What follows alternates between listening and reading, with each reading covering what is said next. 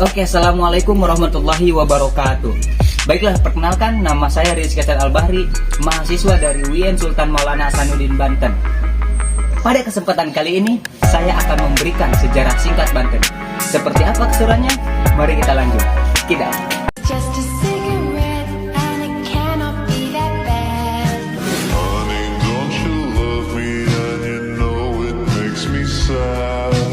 Oke, baik teman-teman, dikarenakan saya berada di dalam perjalanan untuk menuju ke situs-situs yang ada, situs peninggalan kerajaan pada masa Kesultanan Banten. Sebelumnya, gue akan menjelaskan beberapa pesan kepada teman-teman atau sebuah pengetahuan, mungkin setitik pengetahuan kepada teman-teman semuanya. Dulunya itu Banten merupakan, dan sekarang pun Banten itu merupakan bagian dari wilayah Indonesia yang berada di ujung Pulau Jawa. Dikenal secara meluas hingga mancanegara sejak abad ke-14, sekitar tahun 1330 Masehi. Sekitar pada abad 16 hingga 17, di bawah kekuasaan Sultan Maulana Hasanuddin dan Sultan Ageng Tirtayasa, Banten menjadi salah satu kota perdagangan rempah di kawasan Asia Tenggara. Oke, assalamualaikum warahmatullahi wabarakatuh. Baik, saya sekarang sudah berada di salah satu peninggalan sejarah Banten, yaitu Keraton Kayibon. Seperti apa dalamannya? Mari kita lihat. Cikidot. Oke teman-teman, masih bersama saya. Jadi pada masa kerajaan Banten, sebelum memiliki nama Banten di masa lalu, namanya adalah Bantam. Dan sejak abad ke-5 ketika menjadi wilayah kekuasaan Kerajaan Tarumanegara. Saat Tarumanegara runtuh, wilayah Banten diambil alih oleh Kerajaan Sunda. Di masa itu juga Banten yang berada di posisi strategis pada jalur perdagangan menjadi salah satu pelabuhan penting di Nusantara. Pada abad ke-16, Portugis mulai meluaskan pengaruhnya ke tanah Jawa. Namun, Kesultanan Demak dan Cirebon tidak membiarkan hal itu terjadi, sehingga mereka menyerang untuk menaklukkan pelabuhan Sunda Kelapa dan Banten sebelum diduduki Portugis. Berhasil dikuasai, Banten dijadikan kesultanan dengan Maulana Hasanuddin, putra dari Sunan Gunung Jati, sebagai raja pertamanya. Kemudian mencapai puncak kejayaan saat diperintah oleh Sultan Ageng Tirtayasa sekitar tahun 1651 sampai 1682.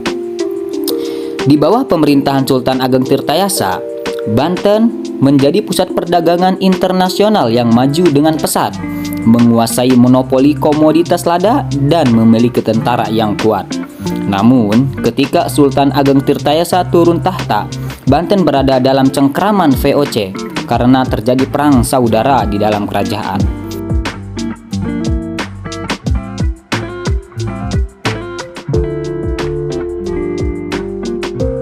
Baik teman-teman, kita sekarang berada di salah satu masjid Banten lama, yang dimana di sebelah sana, bisa divideokan sebelah sana. Sebelah sana ada yang namanya Keraton Surosowan teman-teman. Bisa lihat lagi di sini. Di sini merupakan masjid Banten dan di sana terdapat ada menara yang namanya Menara Banten. Selebihnya dikarenakan saya tidak bisa menjelaskan satu persatu situs peninggalan sejarah yang berada di Banten, mungkin selebihnya langsung saya dibicarakan melalui Face. Terima kasih.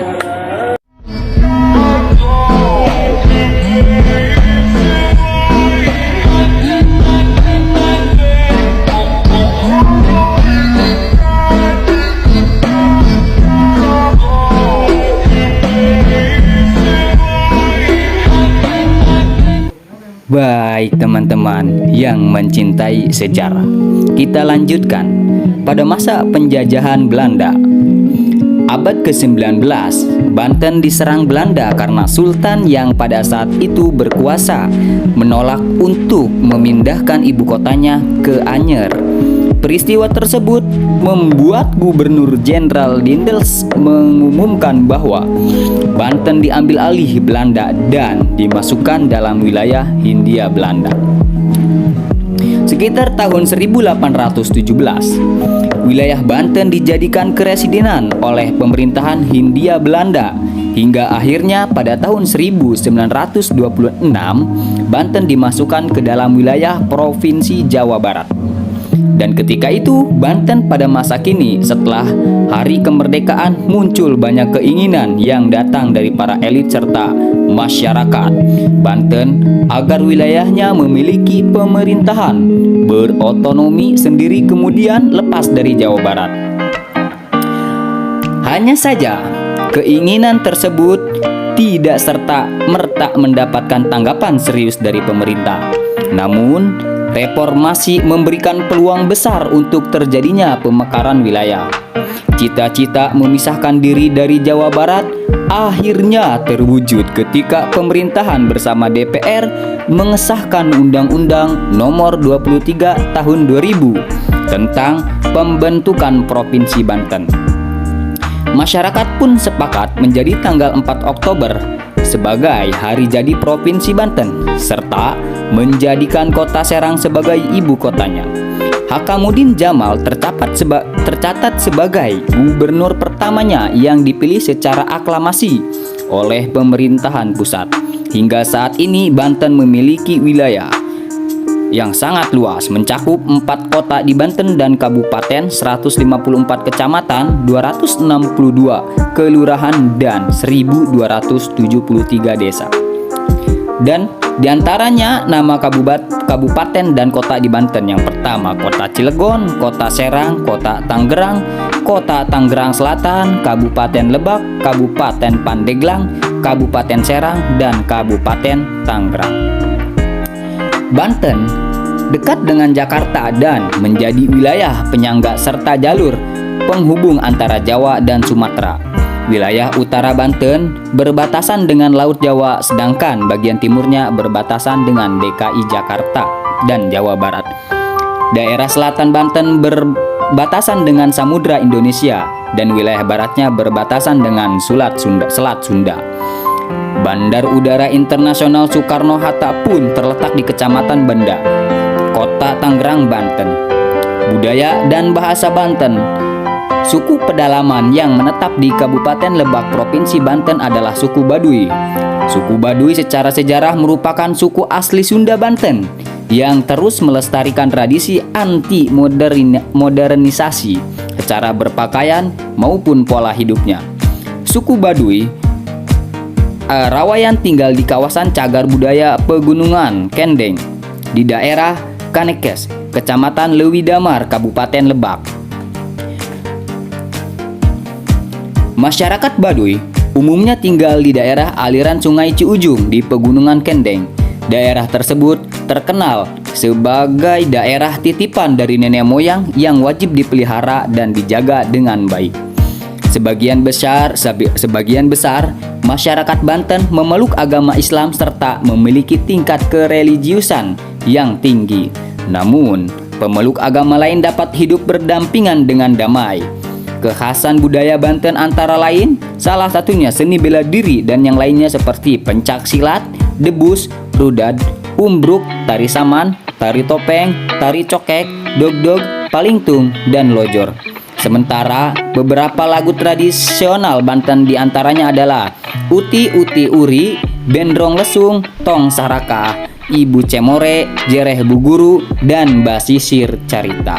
Di samping itu juga terdapat peninggalan warisan leluhur antara lain Masjid Agung Banten Lama, Makam Keramat Panjang, dan masih banyak yang lainnya. Bahasa yang dituturkan warga asli yang tinggal di Provinsi Banten sehari-hari memakai dialek yang merupakan keturunan dari bahasa Sunda kuno. Dialek itu dikategorikan sebagai bahasa kasar dalam bahasa Sunda modern. Bahasa Sunda modern sendiri memiliki beberapa tingkatan, dari tingkatan halus sampai tingkat kasar. Tingkatan ini pertama tercipta pada masa Kesultanan Mataram menguasai Priangan, bagian tenggara Provinsi Jawa Barat.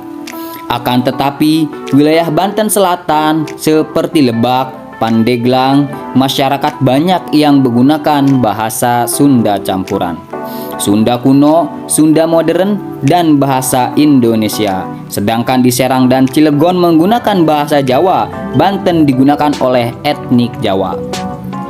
Sedangkan bagian utara kota Tangerang, bahasa Indonesia dengan dialek Betawi juga digunakan oleh pendatang beretnis Betawi. Selain bahasa Sunda, bahasa Jawa, dan dialek Betawi, bahasa Indonesia juga digunakan, terutama oleh warga pendatang dari bagian lain Indonesia. Oke guys, kita lanjut lagi. Banten memang kaya peninggalan sejarah dari zaman megalitik sampai penjajah Jepang. Meskipun bila kita ke sana saat ini banyak prasarana umum yang tertinggal, ragam peninggalan di sana mencerminkan tingginya peradaban nenek moyang, luasnya pergaulan orang Banten sampai di tingkat internasional dengan rasa toleransi begitu tinggi antar etnis dan agama pada saat itu.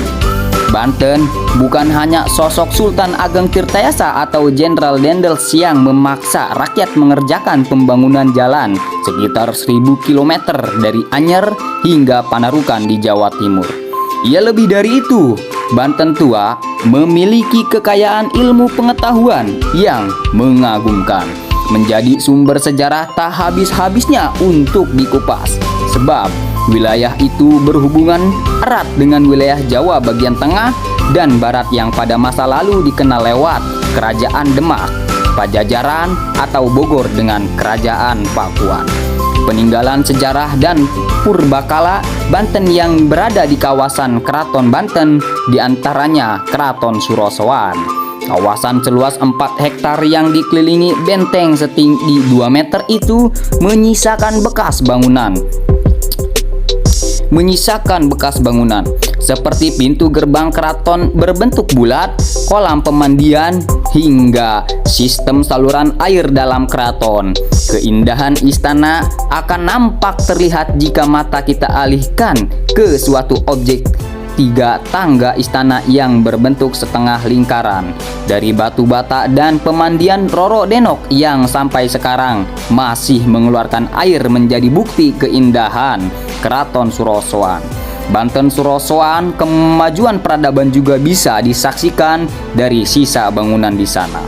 Sekitar pada tahun 1552, ketika keraton itu mulai dibangun, nenek moyang kita ternyata sudah mengembangkan teknologi penyaringan air besi. Pada bagian belakang istana juga bagian depan istana, diasumsikan bangunan yang ada tangganya terdapat saluran air. Di depannya ada 6 keran. Dicatat dulu terbuat dari besi berwarna kuning, sehingga tempat itu disebut pancuran emas untuk mengambil air bersih yang sudah disaring. Air bersih bersumber dari mata air Tasikardi berjarak 2,5 km dari Keraton Surosoan. Sebelum digunakan untuk minum, air itu harus melalui 3 penyaringan atau peninggilan. Sumber air Tasikardi hingga kini masih tetap asri dan menjadi salah satu tempat wisata dalam kawasan Banten lama. Walau debit air yang dikeluarkan jauh lebih kecil, sementara pipa saluran air menuju keraton tetap terpelihara, baik walau sebagian tertutup tanah dan jalan.